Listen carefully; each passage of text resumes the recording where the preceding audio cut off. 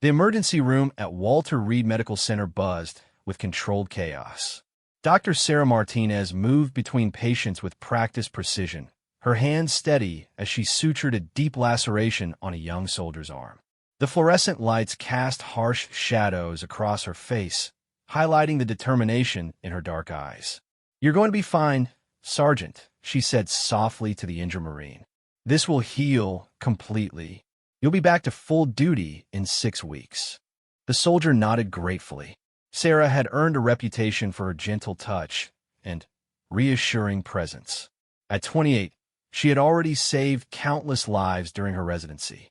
Her colleagues respected her quick thinking and steady nerves under pressure. "Dr. Martinez, incoming trauma," a nurse called out. Sarah quickly finished the final stitch and rushed to the trauma bay. A helicopter had just delivered 3 wounded soldiers from a training accident at Quantico. The first patient was unconscious with multiple fractures. The second had severe burns covering his chest and arms. The third soldier was conscious, but in severe pain from shrapnel wounds. "Start 2 large-bore IVs on bed 1, Sarah ordered. "Give me O-negative blood, 6 units. Call surgery and tell that we need or immediately." For the next 4 hours, Sarah worked without stopping. She stabilized the unconscious soldier, treated the burn victim, and carefully removed shrapnel from the third patient's abdomen. Each procedure required intense concentration and delicate hand-eye coordination. As dawn broke over the hospital, Sarah finally took a break. She sat in the doctor's lounge, exhausted but satisfied. All 3 patients would survive and recover fully. Lieutenant Commander Jake Thompson, a Navy SEAL and military liaison, approached her with 2 cups of coffee. "Heard you had a rough night, Doc," he said, offering her a cup. "Just doing my job," Sarah replied, accepting the coffee gratefully. "Those men will be back with their families because of what we did here tonight." Jake studied her carefully. He had been watching Sarah work for months as part of his duties coordinating medical care for special operations personnel. Her precision under pressure reminded him of his best snipers. Her steady hands never trembled, even during the most difficult procedures. "You know, Doc, I've been thinking about something," Jake said. "Have you ever considered military service? The Navy could use someone with your skills." Sarah laughed tiredly. "I'm already serving, just in a different way. Besides, I'm not exactly soldier material. I save lives, not take them. That's exactly what makes you perfect for what I have in mind," Jake replied mysteriously. Over the following weeks, Jake visited Sarah regularly. He brought injured SEALs to her for treatment and always stayed to observe her work. Sarah began to notice his intense focus on her hand movements and reaction times. During one particularly complex surgery, she caught him timing her responses to unexpected complications. "Why are you watching me so closely?" Sarah asked one afternoon after successfully reattaching a soldier's severed fingers. Jake hesitated before answering. "Because I see something in you that you don't see in yourself. Your hand-eye coordination is exceptional. Your ability to remain calm under pressure is remarkable. And your precision with instruments is better than most snipers I know." "Snipers?" Sarah was confused. "What does that have to do with medicine?" "More than you might think," Jake said. "Both require steady hands, perfect timing, and the ability to make split-second decisions that save lives." That evening, Jake showed Sarah footage of Navy SEAL operations. He explained how medics and Special Forces units needed combat training to protect their patients and themselves in dangerous situations. Sarah watched, fascinated, as SEAL medics performed life-saving procedures under enemy fire. "Our medics need to be fighters too," Jake explained. "They have to reach wounded soldiers in hostile territory and bring them back alive. Sometimes that means eliminating threats before providing medical care." Sarah felt something stir inside her as she watched the footage. The idea of saving lives in the most dangerous situations possible appealed to her sense of purpose.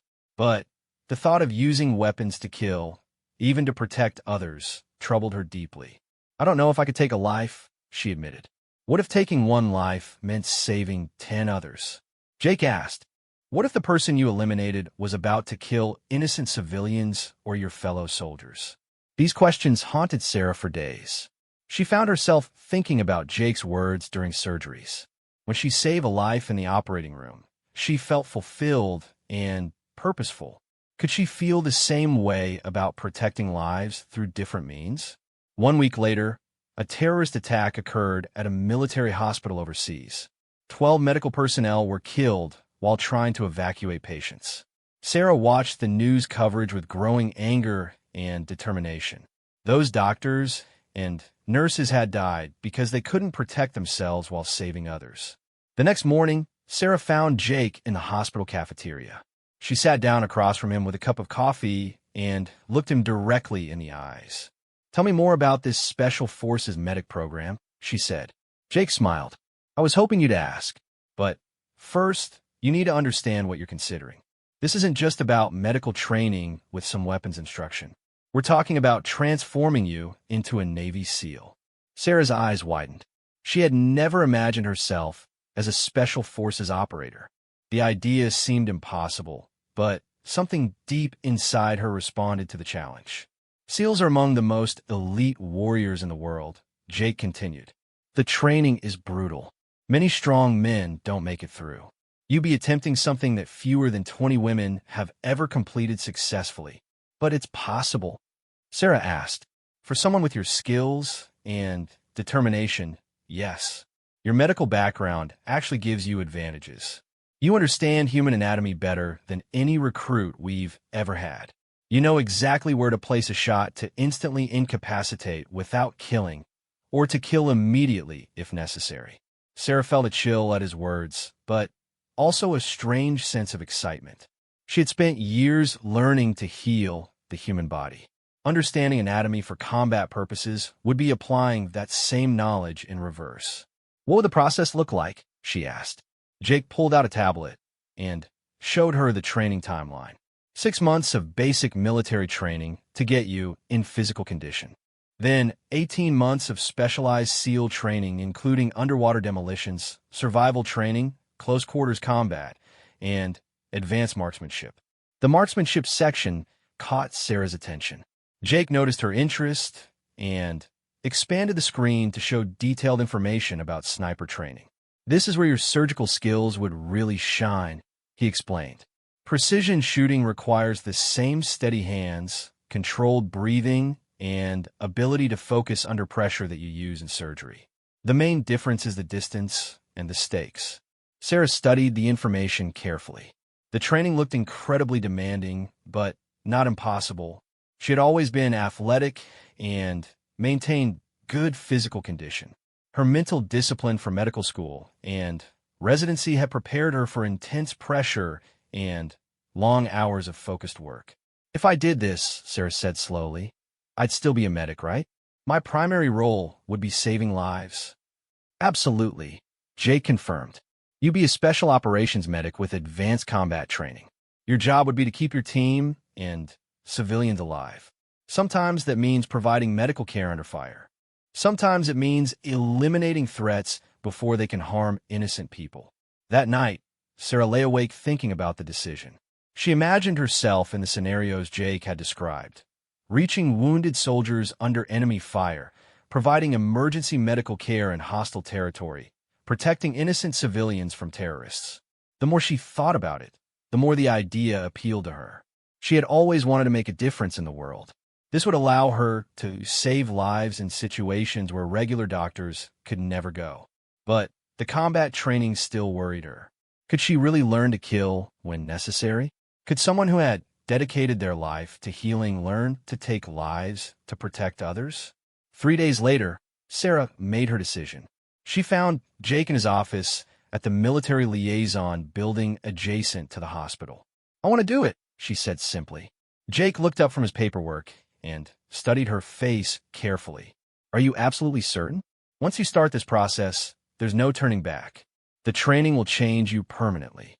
"I understand," Sarah replied.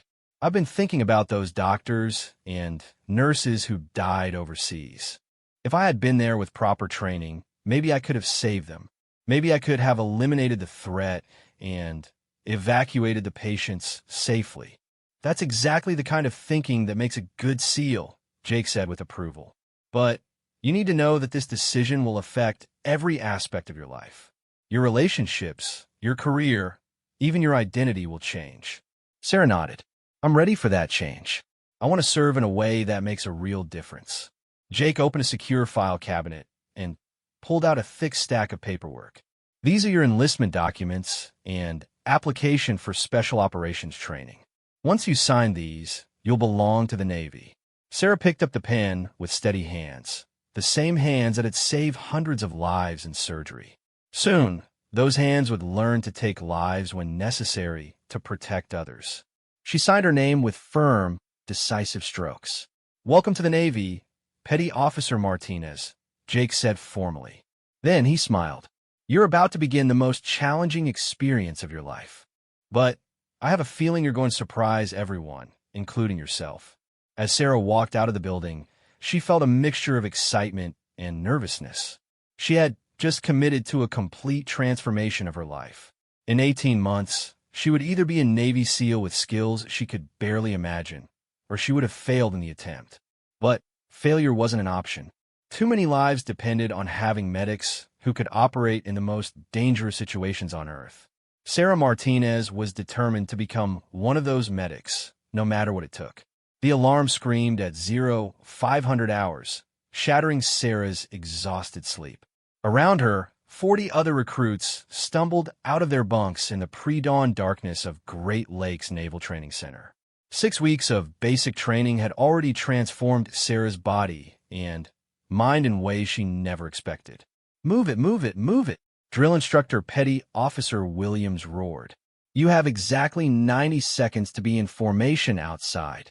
Sarah pulled on her uniform with practiced efficiency. The first week, she had struggled to dress quickly enough. Now her movements were automatic. Her hands, once soft from years of medical work, were becoming calloused and strong. Outside in the cold Illinois morning, Sarah stood at attention with her fellow recruits. Her body had adapted to the physical demands faster than most, thanks to her background in athletics and her natural coordination. But the mental challenges were more difficult than any surgery she had ever performed. Today we begin weapons training, Williams announced. Some of you think you know how to shoot because you went hunting with Daddy.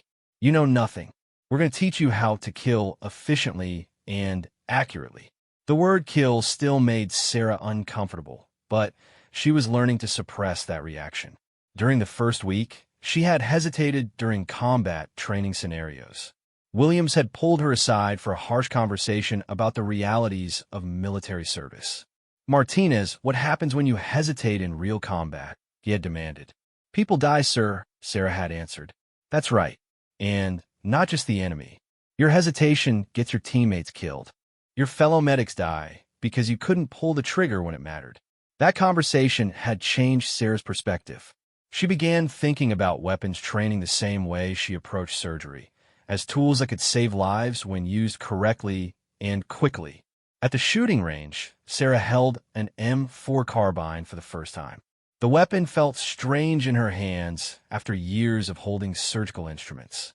But as the instructor demonstrated proper stance and grip, Sarah noticed similarities to the precision required for delicate operations.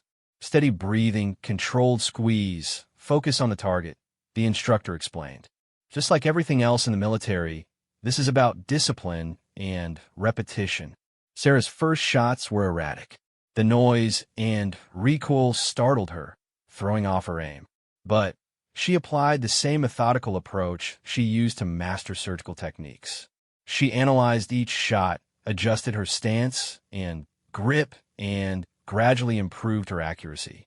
By the end of the first week of weapons training, Sarah was hitting targets consistently at short range.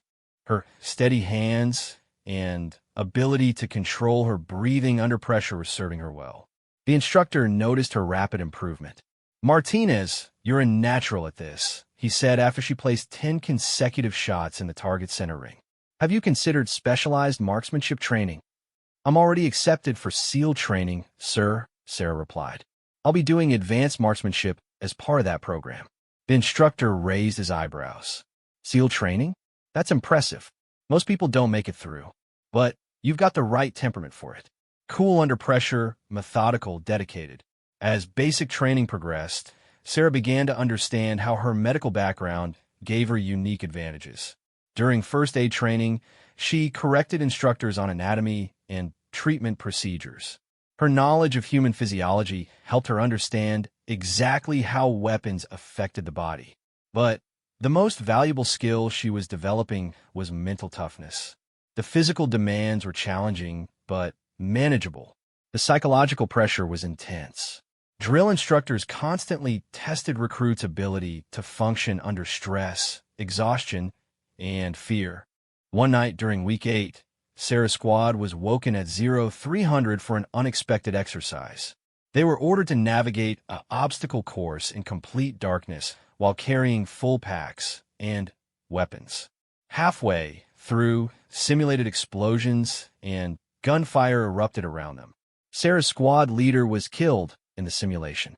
As the squad's medic trainee, she had to take command while treating simulated casualties and leading the group to safety. The exercise lasted 6 hours without rest or food. This is what real combat feels like, Williams explained afterward. Exhausted, scared, hungry, but still required to make life and death decisions. How did you handle it, Martinez? It was similar to a trauma surgery that lasts all night, sir, Sarah answered honestly. Different skills, but the same mental approach. Focus on the task. Ignore distractions. Trust your training. Williams nodded approvingly. That's exactly right. You're going to do well in SEAL training. 3 weeks before graduation from basic training, Jake Thompson visited Sarah. They met in a small conference room away from the other recruits. Sarah barely recognized herself in the mirror. She had lost 15 pounds of fat and gained 20 pounds of muscle. Her face was leaner and harder than before. You look like a different person, Jake observed. I feel like a different person, Sarah replied. This training has changed how I think about everything. Are you still committed to SEAL training? It's going to be much harder than this. Sarah didn't hesitate, more committed than ever. I understand now what you meant about protecting people through different methods. I've learned to see weapons as medical instruments, tools that can save lives when used correctly. Jake smiled. That's an interesting perspective. Tell me more about that. In surgery, a scalpel can kill if used incorrectly, but it saves lives when used with precision and purpose, Sarah explained. A rifle is similar. In the wrong hands, it's just a tool for destruction. But in the hands of someone trained to protect others, it becomes a life-saving instrument. You're going to be an exceptional SEAL, Jake said with certainty. Your next assignment is Naval Amphibious Base Coronado in California. That's where SEAL training takes place. Are you ready for the challenge? I've been preparing mentally and physically every day, Sarah answered. I know the statistics. Only about 20% of candidates complete the program successfully. But I also know why I'm doing this. That gives me motivation that goes beyond personal achievement. The graduation ceremony from basic training was a proud moment for Sarah. Her parents attended, still somewhat confused by their daughter's dramatic career change. They had expected her to become a successful civilian doctor, not a special forces soldier. I'm proud of you, but I don't understand why you chose this path, her mother said during the family visit. Because doctors in hospital emergency rooms save lives one at a time, Sarah explained. Special operations medics save lives in situations where no one else can reach. They prevent attacks that would kill hundreds of innocent people. Her father, a retired police officer, nodded with understanding.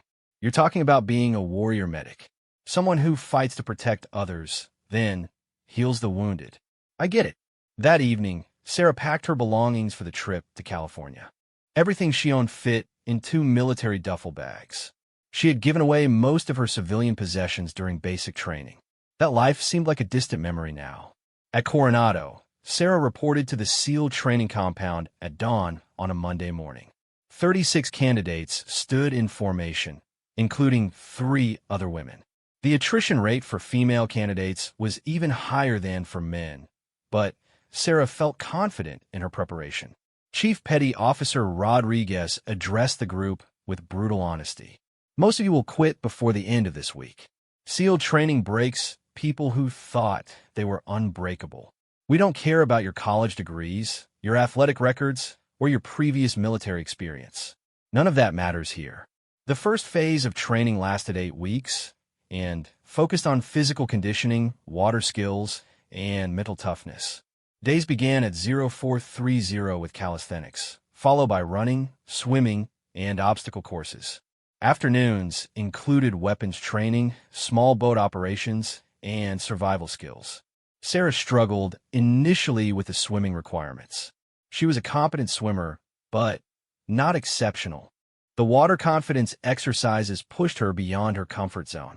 Instructors threw her into pools while blindfolded, tied her hands and feet, and forced her to swim underwater for distances that seemed impossible. The ocean doesn't care about your comfort zone, Rodriguez explained during a particularly difficult session. When your boat gets destroyed and you're swimming 3 miles to shore under enemy fire, you'll need these skills to survive. But Sarah's marksmanship training progressed rapidly. Her surgical precision translated perfectly to shooting accuracy. Within 2 weeks, she was outperforming candidates who had been recreational shooters for years. "Martinez, I want you on the advanced marksmanship track," the shooting instructor announced after she placed 40 consecutive shots within a 2-inch circle at 300 yards. "Your hand-eye coordination is exceptional." The advanced marksmanship training introduced Sarah to sniper rifles and long-distance shooting. The first time she looked through a high-powered scope at a target 800 yards away, she felt the same focus she experienced during complex surgeries. "Sniping is like surgery at a distance," her instructor explained. "You need to understand anatomy, calculate precisely, and execute perfectly. One mistake, and people die. Either your target escapes to kill others, or you hit the wrong person."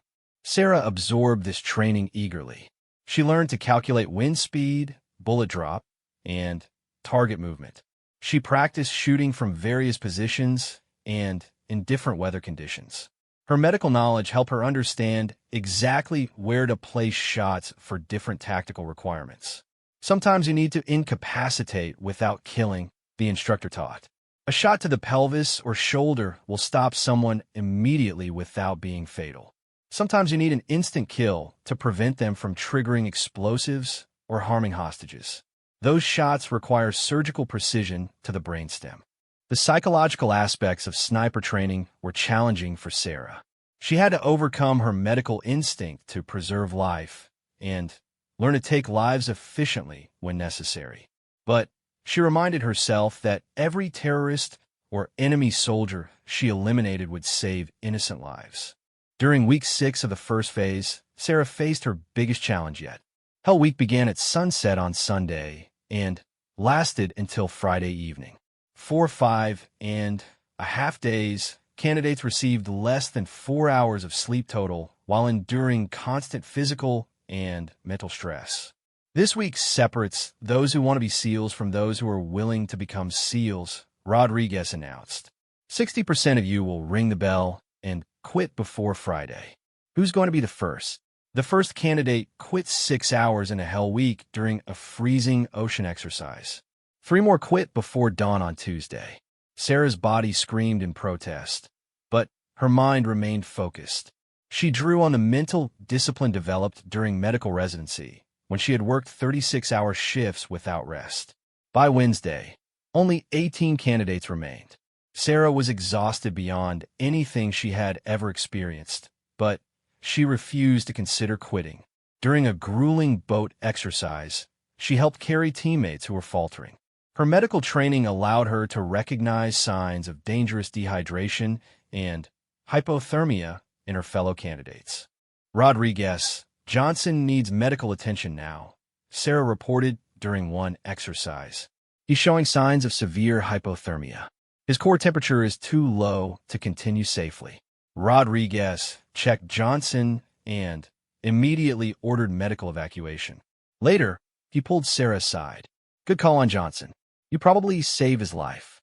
That's exactly the kind of medical awareness we need in our SEALs." You're thinking like a combat medic already. Friday evening finally arrived. 12 candidates remained standing, including Sarah and one other woman. They had survived Hell Week, but SEAL training was far from over. 6 months of advanced training in tactics, weapons, demolitions, and specialized skills lay ahead.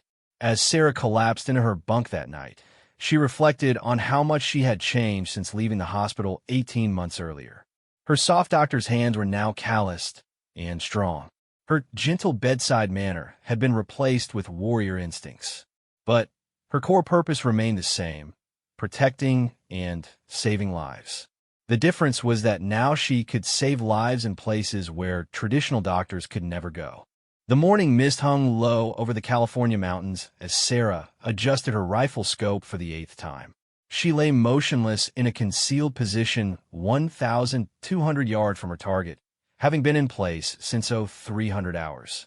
It was now 1,147 hours, and her mission parameters required patience that would have been impossible before her transformation. Overwatch 1, this is command, came the voice in her earpiece. Target is approaching the building. ETA, 3 minutes. Overwatch 1 copies, Sarah whispered into her throat microphone. I have clear sight lines to all designated zones. 18 months of SEAL training had culminated in this moment. Her first real-world mission as a special operations medic and designated marksman.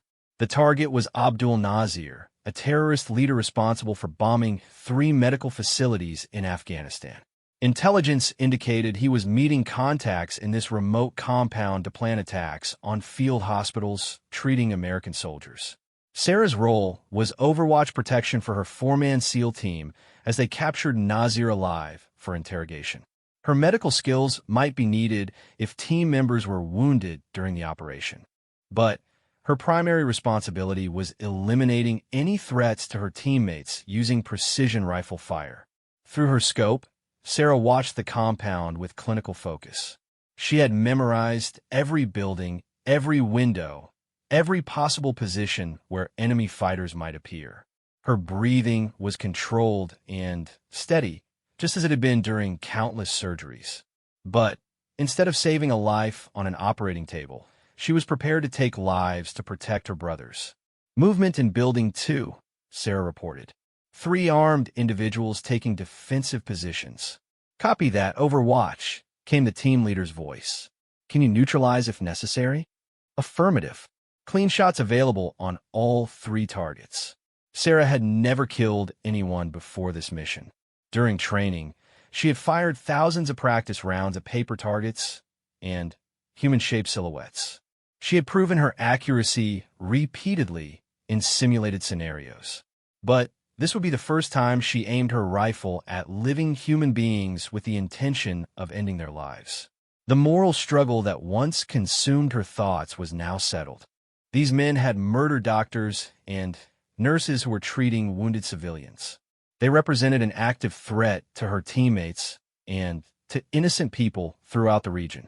Eliminating them was not just justified, it was a medical necessity, like removing cancer to save healthy tissue. Target vehicle approaching from the east, Sarah reported. Single occupant, matching description of primary target. Through her scope, she watched a man exit a dusty pickup truck and walk toward the main building. Intelligence photos had shown this face dozens of times during mission briefings. This was definitely Abdul Nazir, the architect of terror attacks against medical facilities. Positive identification on primary target, Sarah confirmed. Beginning approach phase. Her teammates moved like shadows through the rocky terrain, approaching the compound from multiple directions. Sarah tracked their progress while maintaining surveillance on potential threats. Her rifle could reach any point in the target area, providing protective fire if needed. Overwatch, we have a problem, came an urgent whisper from the team medic. Civilians in Building 3. At least 6 individuals, including children. Sarah shifted her scope to Building 3 and confirmed the report. Through a window, she could see a family huddled together in what appeared to be fear. They were either hostages or innocent locals caught in the wrong place at the wrong time. Command, be advised we have civilian presence in target area, Sarah reported. 6 non-combatants, including minors, in Building 3. Copy that, Overwatch. Rules of engagement remain the same. Protect civilians and capture primary target alive. The situation had just become infinitely more complicated. Sarah now had to protect her teammates, while ensuring no harm came to innocent people.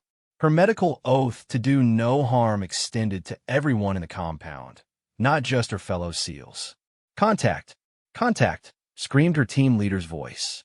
Gunfire erupted from multiple positions around the compound. Sarah immediately identified muzzle flashes from Building 2 and began engaging threats. Her first shot struck an enemy fighter in the shoulder, spinning him away from his weapon. The shot was precisely placed to incapacitate without killing, her medical knowledge allowing her to neutralize the threat while preserving life. Good hit, Overwatch. Target down, but alive. A second fighter appeared in a different window, aiming an automatic rifle toward her advancing teammates. This time, Sarah's shot needed to be fatal. The fighter's position allowed him a clear shot at the team medic, who was exposed while moving between buildings. Sarah's bullet struck the fighter in the head, dropping him instantly. She felt no satisfaction in the kill, only relief that her teammate remained safe. This was what her training had prepared her for, making split-second decisions that saved friendly lives. Sniper! Sniper! Came panicked shouts from the compound. Sarah had been detected, but her position remained secure. She continued providing Overwatch as her teammates closed on the main building where Nazir had taken refuge. Overwatch! I'm hit! Came a pained voice from the assault team. Leg wound. Need medical attention. Moving to assist, replied the team medic. Overwatch, can you cover my movement? Affirmative, Sarah responded, already tracking multiple threats through her scope. Moving targets in buildings 1 and 4. Engaging now. Sarah fired 6 shots in rapid succession, each one precisely placed to neutralize enemy fighters without hitting civilians who might be nearby. Her surgical precision allowed her to make shots that would have been impossible for conventional snipers, disabling threats while minimizing lethal force. Through her earpiece, she heard her wounded teammate providing tactical updates despite his injury. Flesh wound only. Bleeding controlled. Still mission capable. Sarah felt pride in her team's professionalism, but also concern for the wounded SEAL. Her medical instincts wanted to abandon her Overwatch position and treat the injury personally. But her tactical training kept her in position, providing the protective fire that kept everyone alive. Primary target secured, came the team leader's voice. Nazir is in custody and ready for extraction, but the mission was far from over. Enemy reinforcements were approaching the compound in vehicles, creating new threats that had to be neutralized before the team could escape with their prisoner. Overwatch, 3 vehicles approaching from the north. Approximately 12 to 15 fighters. Sarah watched through her scope as pickup trucks loaded with armed men raced toward the compound. Her teammates were pinned down by the original defenders and couldn't effectively engage the new threats while protecting their prisoner and the civilians. Overwatch, we need those vehicles stopped before they reach the compound, ordered the team leader. Sarah adjusted her aim to target the vehicle's engines and drivers. At this distance, with moving targets, the shots required perfect timing and precision. She led the first vehicle by several feet, accounting for its speed and direction, then squeezed the trigger. Her bullet punched through the windshield and struck the driver, sending the vehicle careening into a ditch. The crash injured several fighters and eliminated the vehicle as a threat. The second vehicle swerved to avoid the wreckage, presenting Sarah with a more difficult angle. She aimed for the engine block, hoping to disable the truck without killing the occupants unnecessarily. Her shot struck the radiator, causing steam and smoke to pour from the engine compartment. The truck rolled to a stop, and armed men poured out looking for cover. Sarah systematically engaged each threat, using her medical knowledge to place non-fatal shots when possible. Several fighters were wounded but alive, no longer able to fight, but still breathing. Outstanding shooting, Overwatch, came an admiring voice from her team. You just saved our lives. The third vehicle had stopped out of rifle range, its occupants apparently deciding that approaching the compound was too dangerous. Sarah maintained surveillance while her teammates prepared for extraction with their prisoner. Overwatch, we need you to move to extraction point Alpha for pickup, ordered the team leader. Can you displace without being detected? Sarah had been in her concealed position for 9 hours. Moving now would expose her to enemy observation and potential counter-sniper fire. But staying in place would mean being left behind when the extraction helicopter arrived. Beginning displacement now, Sarah replied, carefully backing away from her firing position. She moved through the rocky terrain, using every bit of cover available, constantly aware that enemy fighters might be searching for her location. Her rifle was heavy after the long mission, but she maintained tactical alertness despite exhaustion. 20 minutes later, Sarah reached the extraction point where her teammates waited with their prisoner. The wounded SEAL was walking with assistance, but in good condition. Nazir was restrained and blindfolded, ready for transport to interrogation facilities. Outstanding work today, Martinez, said the team leader. Your shooting saved multiple American lives and completed the mission successfully. Sarah nodded her acknowledgement, but her mind was already focused on medical concerns. Let me check Johnson's leg wound before we extract. I want to ensure proper bleeding control. She knelt beside her wounded teammate and examined the bullet wound with practiced efficiency. The injury was clean, a through-and-through shot that missed major blood vessels and bones. Her field dressing had been applied correctly, and bleeding was minimal. You'll need proper surgical attention within 6 hours, Sarah diagnosed. But this won't cause permanent damage. You'll be back to full duty in 4 to 6 weeks. Thanks, Doc, Johnson replied gratefully. Having a real doctor on the team makes a huge difference. The extraction helicopter arrived precisely on schedule, its rotors churning dust clouds that provided concealment from enemy observation. Sarah helped load the wounded SEAL and secured the prisoner for transport. During the flight back to base, Sarah reflected on her first combat mission. She had killed 2 enemy fighters and wounded several others. Each shot had been necessary to protect innocent lives and complete the mission successfully. Her medical training had actually enhanced her effectiveness as a sniper, allowing her to make precise decisions about when to kill and when to incapacitate. But the most important result was that her teammates were all alive and the mission had succeeded.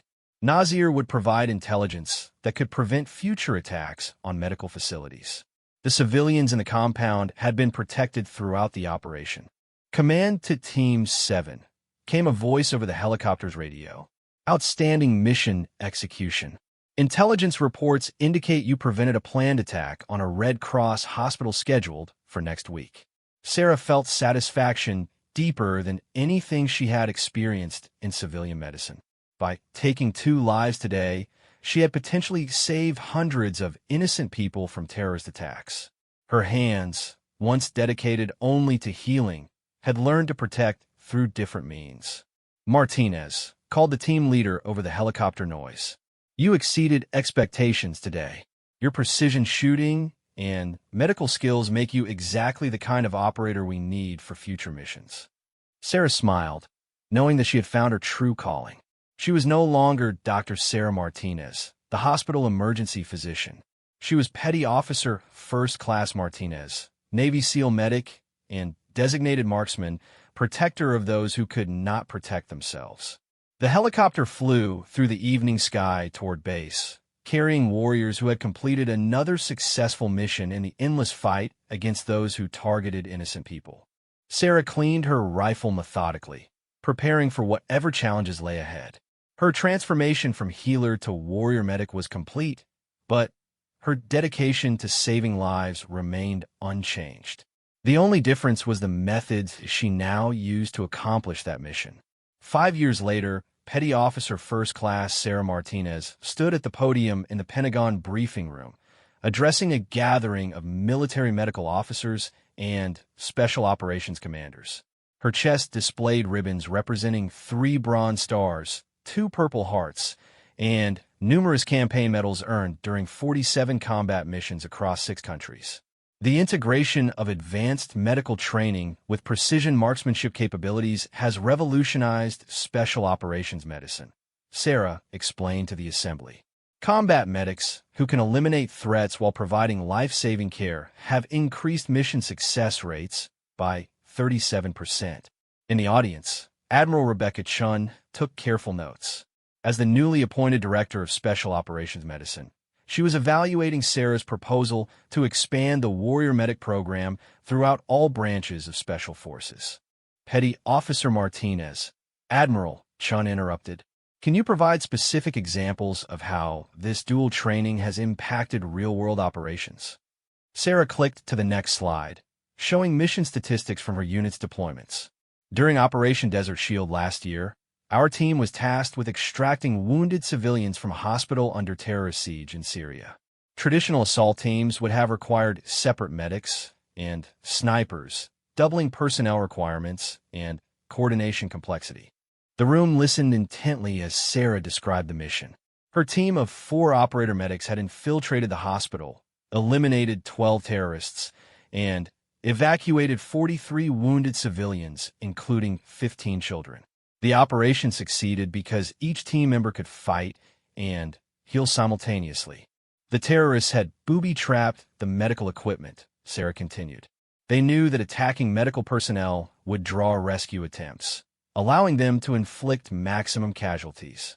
Our team's medical expertise allowed us to identify and disarm those traps while engaging hostile forces. After the briefing, Admiral Chun approached Sarah privately. I've read your complete service record, Petty Officer. Your transformation from civilian doctor to special operations warrior is remarkable.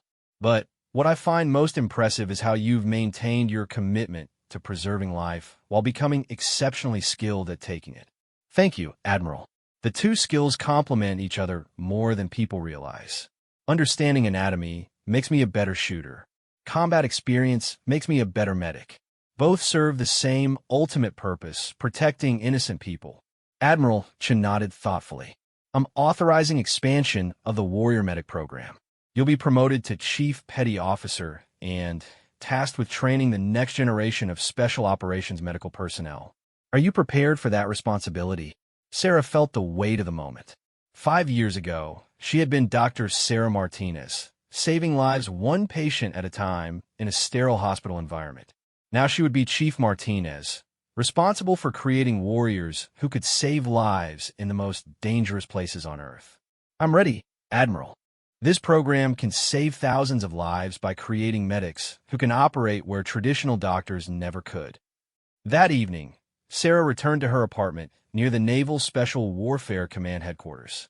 The walls displayed photos from her deployments, images of successful rescues, grateful civilians, and teammates who had survived because of her skills.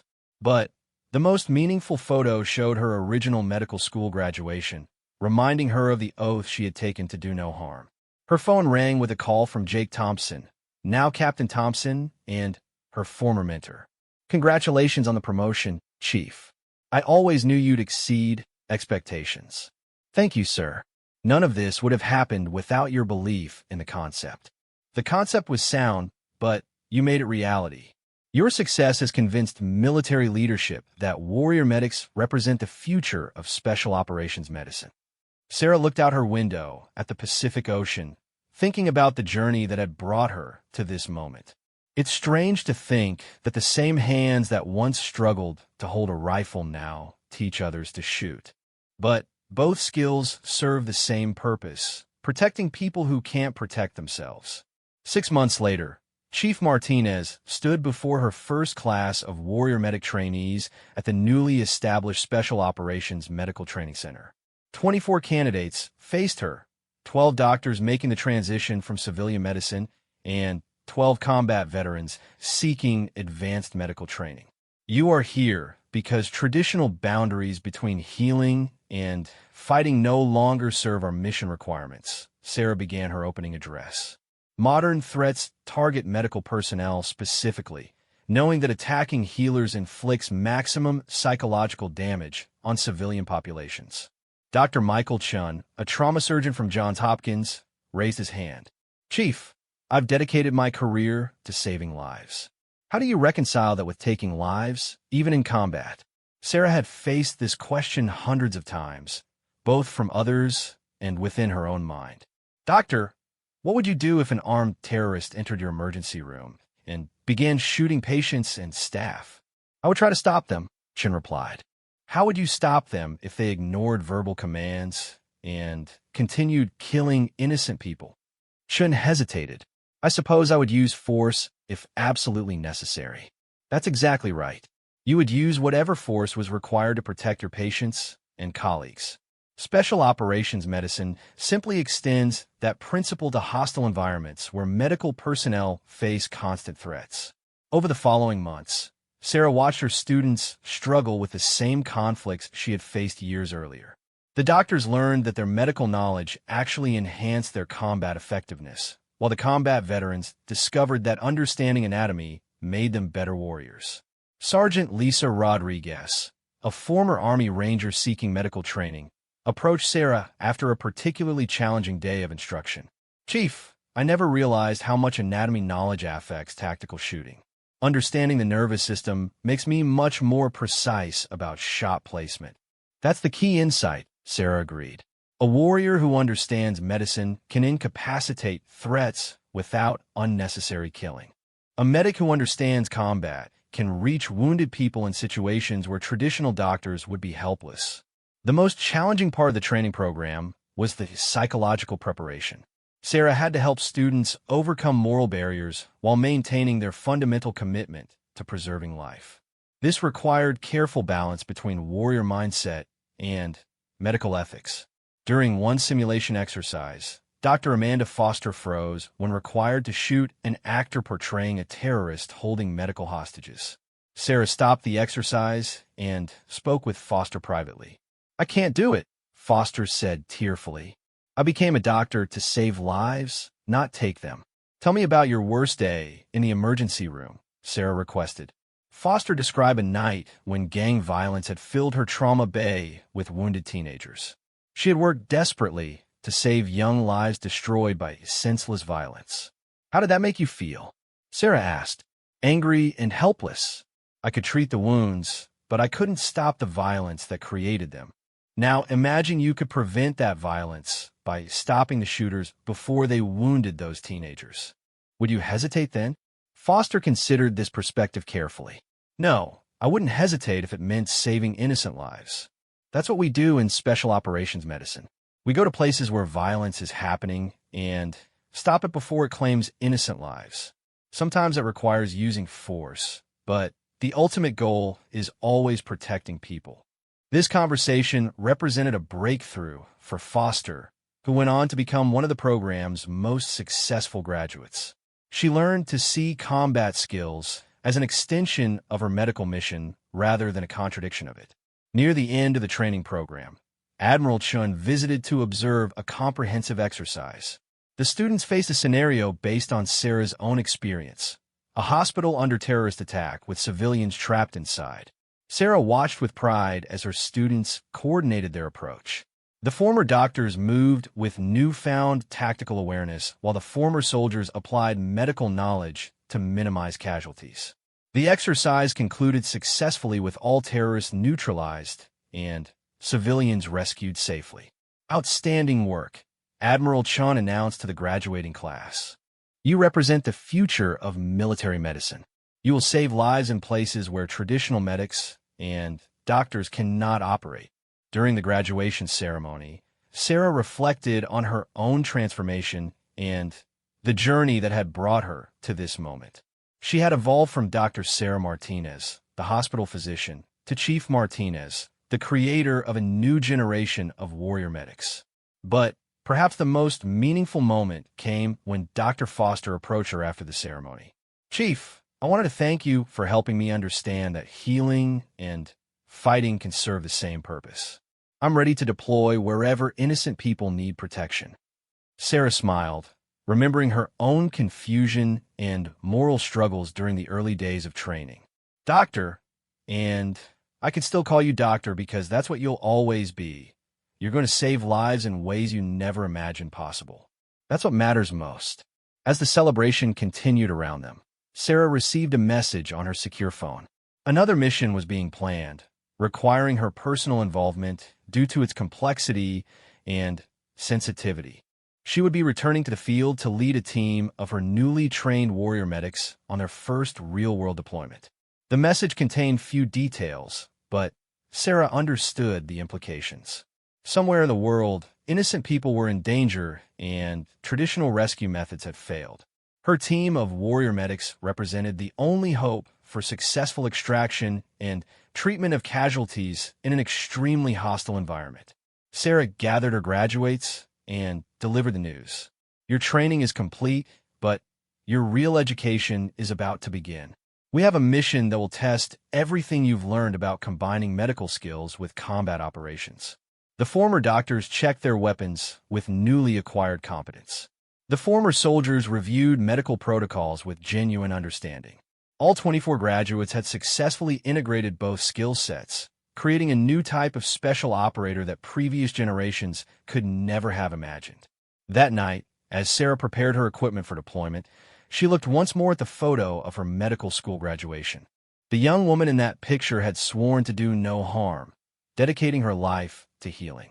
The warrior medic she had become honored that same oath, but expanded its scope to include protecting innocent people through any means necessary.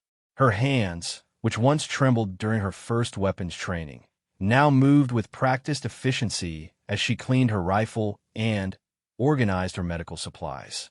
These same hands had saved hundreds of lives through surgery and eliminated dozens of threats through precision shooting. Both skills served the same sacred mission, protecting those who could not protect themselves. The phone rang with final mission details. Somewhere across the world, people were counting on her team to reach them in their darkest hour. It was time for Chief Sarah Martinez and her warrior medics to prove that healing hands could also be the most effective weapons in the fight against those who targeted innocent lives. The SEALs had indeed kept their promise. They would always remember the doctor who became a warrior, the healer who learned to fight, and the woman who transformed from saving one life at a time to protecting thousands through her revolutionary approach to special operations medicine.